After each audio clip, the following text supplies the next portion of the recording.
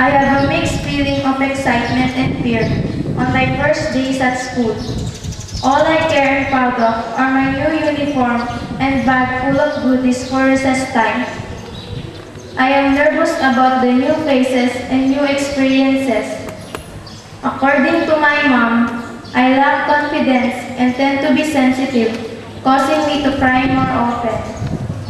I was thankful though that my teacher made our transition from home life to school life easy and comfortable. As playing with my classmates is fun, learning together is fun too. I had observed that raising the hand, except for going to the restroom, makes one more popular, so I had to raise my hand more often. I wanted to have more friends and be recognized as a good student rather than a crybaby.